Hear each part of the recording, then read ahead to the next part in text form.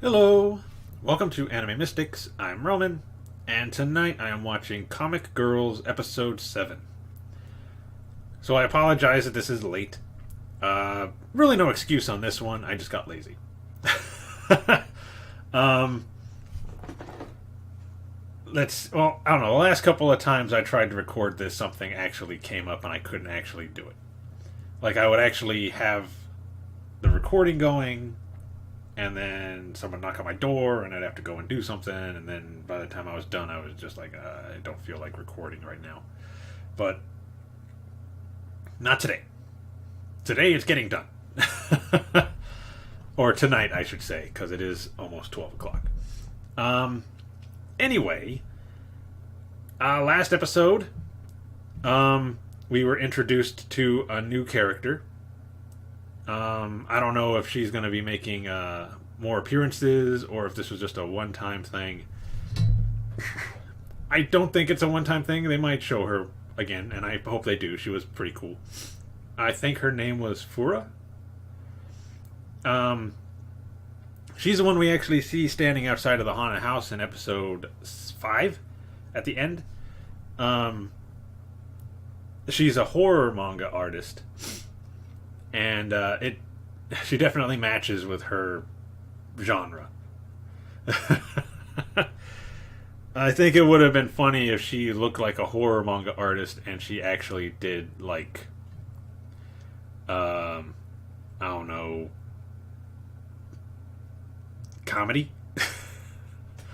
Or maybe a horror comedy. That would be cool. I don't know. Anyway, Kaos was, like, terrified of her. She thought she was a ghost at first. And just wanted to stay away from her. She even left... Oh, God. Names. I think that's further up here. Yeah. Koyumi? Is that her? Okay. Comic Girls. Yeah, Koyumi. She actually left her in the hallway with her. She was scared, and they had met each other in the hallway, and I think they were going to the other girl's room. And that's when she sees her again. And she runs off into their room.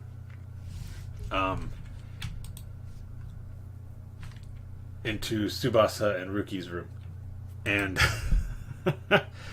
she's freaking out, saying there's a ghost, and they're trying to calm her down, and she's like, oh my god, I left Koyumi out there with her. And they go out there, and Fura is like rubbing her face up against her, and Koyumi is like, man, it feels so good, because her face is like cold, I guess, and she likes the way it feels. Fura ended up taking a liking to Kaos because she'd get a lot of good reactions out of her. She'd sneak up behind her when she was looking in the mirror, like if she had the window like the mirror open and then closed it, she'd be standing behind her. Typical horror tropes. She's just terrified of her. It wasn't until the end that you find out that Fura's just lonely and she wants somebody to hang out with and stuff like that, and Kaos is like, okay, you know what? Let's be friends. And then they start hanging out, and she goes back. Fura goes back to scaring Ruki. Irakawa goes back to scaring her because when she used to live at the dorms, that was who she would scare all the time. She went back to that. The second half dealt with Tsubasa. She was going to class tired. She had a deadline coming up, so she was working on her manuscript late at night, sometimes all night. So she would spend the time in class sleeping. we actually kind of focused more on the teacher in this one because they met her at that amusement park where she was dressed up as the hero from Subasa's manga. She ran off though, and I guess she wants to make sure that they don't actually suspect that she likes that kind of stuff. So when she sees Tsubasa sleeping in class, she's trying to scold her, and Koyumi goes over there and says, "Look, it's not her fault. Leave her alone." She's like, "You're not even in my classroom. Like, what? What are you doing?" And Tsubasa is basically going on about how she can't let anybody find out that she does manga, that she's a manga artist. And I think she makes them promise that they won't tell the teacher. But at the end, they end up actually having to tell her. And at first, she doesn't believe her. Because, I mean, she's a high school student. I guess she doesn't think that she would have the time or anything to be able to work on a manga, that published manga. But then she pulls out her latest manuscript, showing her this is the manuscript for this upcoming chapter. And that's when she just loses it. Because she is a huge fan. A huge fan of the manga. And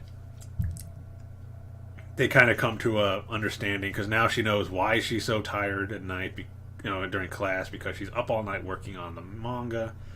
And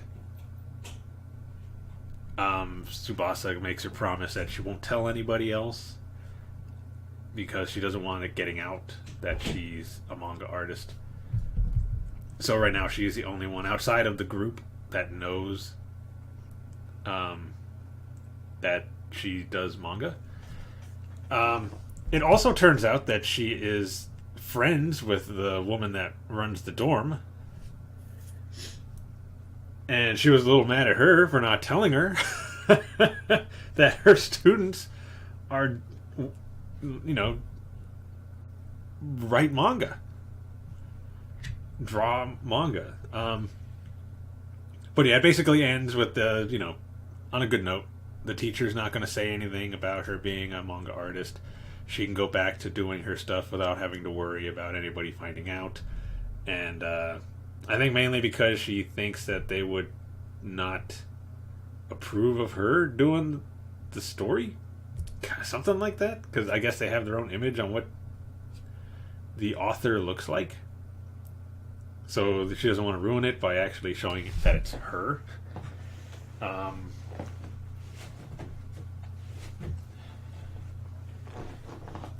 I think I remember her mentioning something about how everybody thought that it was a man who does the manga.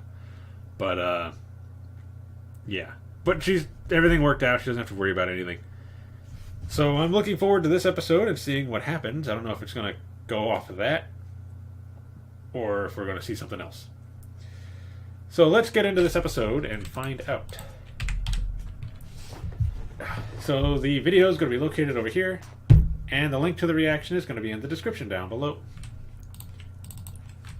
And we're going to start this episode in 3, 2, 1.